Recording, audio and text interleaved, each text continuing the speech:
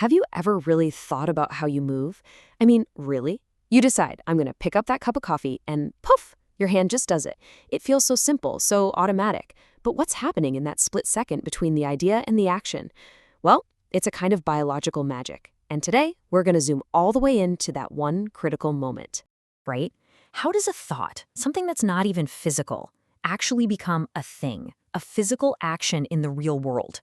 The answer to that huge question lies in this tiny, tiny space that you are using constantly, every single second, whether you're blinking your eyes or sprinting for a bus. So to find that space, we've got to go deep. I mean, way deep. We start with a muscle you can see, like your bicep, but then we zoom in, past the bundles of fibers, all the way down until we find a single nerve ending making contact with a single muscle fiber. This right here, this microscopic handshake is where it all goes down. And this incredible connection point, it has a name. It's called the neuromuscular junction. You've got literally hundreds of thousands of these all over your body. The best way to think of it is like a high-speed data port. It's connecting the software of your nervous system to the hardware of your muscles. It's the spot where an electrical command has to make a crazy leap and become a chemical one. You know, the easiest way to picture this whole process is as a microscopic relay race. It is an absolutely perfect, lightning-fast handoff. A chemical message gets passed from the nerve to the muscle, and it has to be flawless every single time in just milliseconds. So, how does this race actually work? Okay, so here's the play-by-play. The whole thing breaks down into these 7 steps.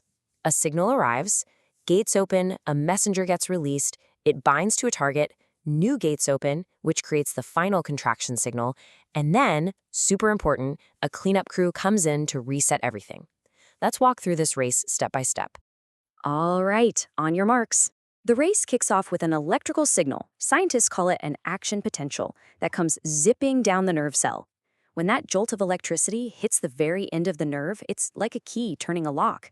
It forces open these special gates and boom, calcium ions just flood into the nerve terminal. And this is it. This is the handoff. That rush of calcium is the trigger. It makes these little bubbles filled with a chemical messenger push up against the edge of the nerve and release their contents into the gap. That messenger, the baton in our relay race, is a molecule called acetylcholine, and now it's got to make its way across that gap to the muscle fiber. And you can see it right here in this diagram. See that? Calcium rushes in at the top, which shoves the messenger, our acetylcholine, out into the open. That messenger then floats across and fits perfectly into these special locks or receptors waiting on the muscle cell down below. So, as soon as that acetylcholine clicks into place, it opens up a whole new set of gates, this time on the muscle itself. And through these gates, sodium ions come rushing in. This massive influx of positive charge creates a brand new electrical spark right there on the muscle. And that's the signal that tells it to contract. The baton has been passed, the message is delivered. But hold on, a good race isn't just about starting, right? You also have to finish cleanly. If that messenger, acetylcholine, just stayed there, the muscle would be stuck in the on position. It would just stay contracted forever. To have any kind of control, you need a super fast off switch. And here it is. Meet the cleanup crew. It's an enzyme with a mouthful of a name, acetylcholinesterase. Its one and only job is to hang out in that gap and just destroy any acetylcholine it finds, instantly. It breaks it down, which shuts the signal off, closes the sodium gates, and lets the muscle relax, ready for the next command. It is unbelievably efficient. Now, this whole system is really beautiful and elegant, but that also makes it vulnerable. So what happens if something goes wrong? What happens if someone or something sabotages the relay race and that baton just can't get passed? Well, this is exactly what happens in certain diseases and with some pretty nasty poisons.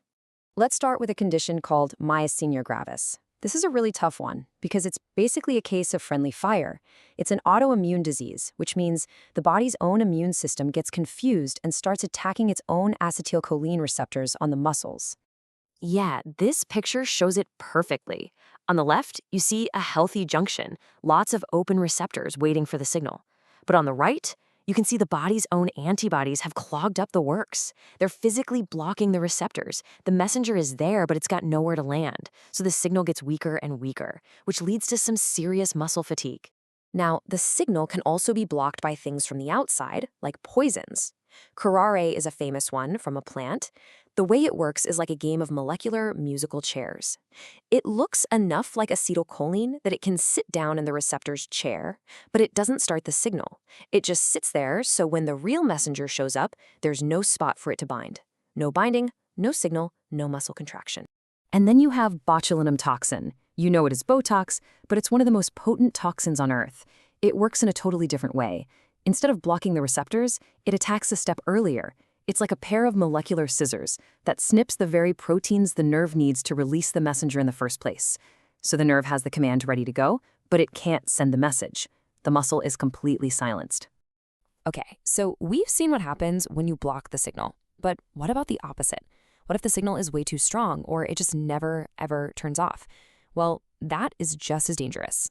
And there are a few ways to cause this kind of overload. Some spider venoms, for instance, trigger a massive, uncontrolled dump of all the acetylcholine at once. Other drugs can mimic acetylcholine, but they're built so the cleanup crew can't break them down easily. And then there are things like nerve agents, which are anti-cleanup crew. They totally disable that acetylcholinesterase enzyme, so the on signal just gets stuck on.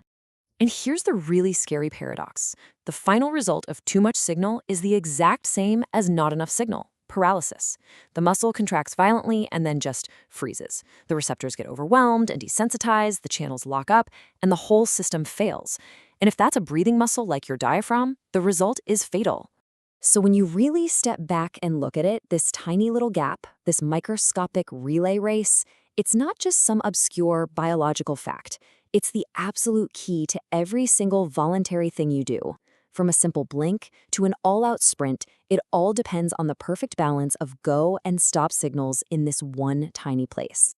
This whole unbelievably complex and fragile system just hums along every moment of our lives, completely beneath our notice. It just goes to show you that even in the most basic action, there's a universe of complexity at play. And it really makes you wonder, what other incredible secrets are just hiding out there in plain sight?